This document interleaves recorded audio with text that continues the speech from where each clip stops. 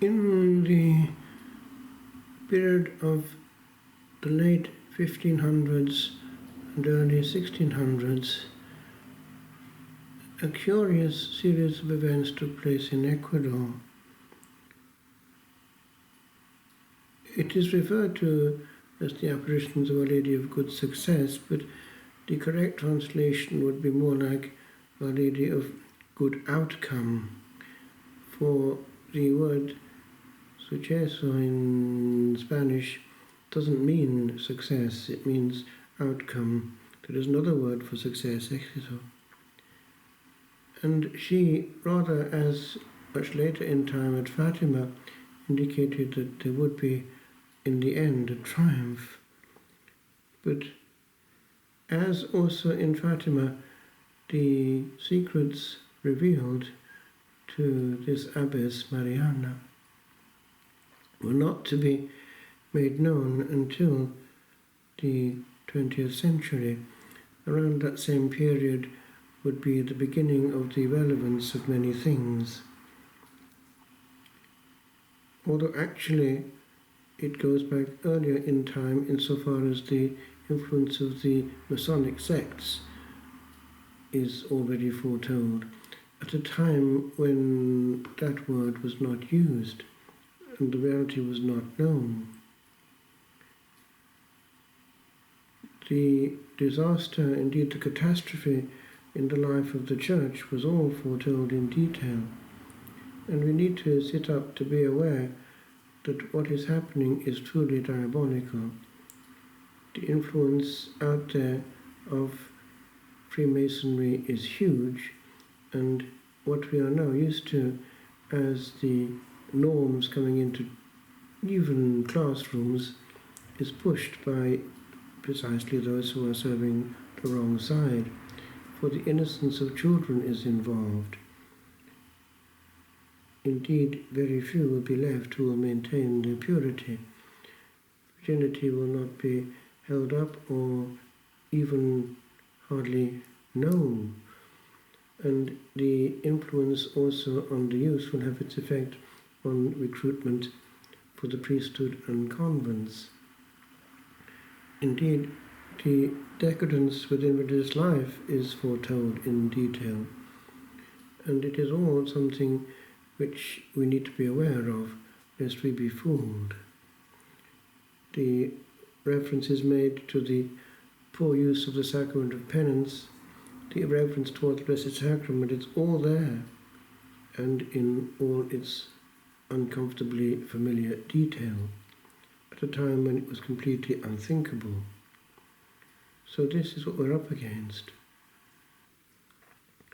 Immodesty and the promiscuity everywhere was simply unimaginable in the 1600s. Now it is a swamp in which we navigate. And it is contaminating also even the religious life, the consecrated life, because as time goes on, the danger is that people will be coming in with their baggage, and that baggage is already available in their pocket. Once one starts to get addicted to certain things, it's all part of the quagmire. And when it's not free, one is already in bondage to an early age. But there will be some who will resist. Unfortunately, there are references also to those who should be speaking up, not speaking up. And that sounds vaguely familiar too. We are afraid.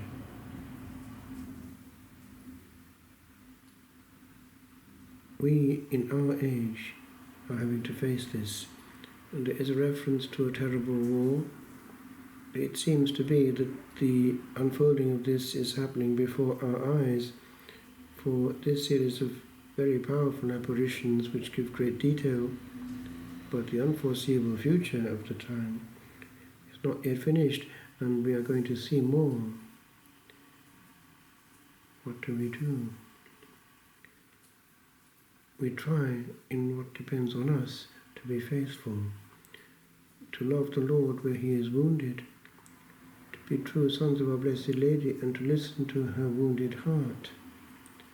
The Holy Rosary well said, the Blessed Sacrament well treated, care taken for our souls using the means that we have, and protection of the innocent.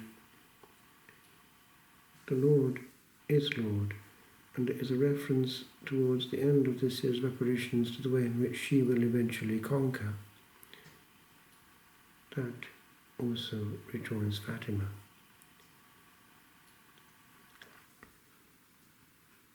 It is time to be aware that we are perhaps a generation called upon to live truly apocalyptic times.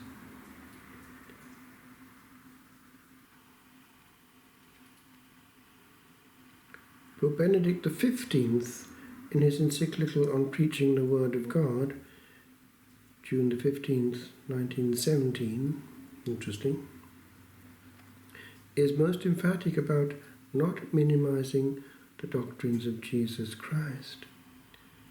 Praising St. Paul's zeal in his preaching, the Pope says, "Hence he delivered to them all Christ's doctrines and precepts, even the most severe, neither passing them over nor whittling them down."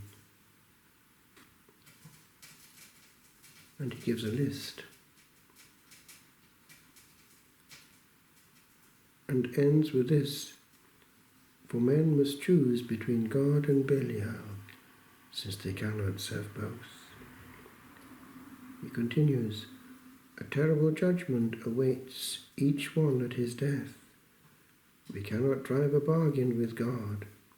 Either we shall obey his law completely and gain everlasting life, or we shall obey our passions with no other prospect but eternal fire."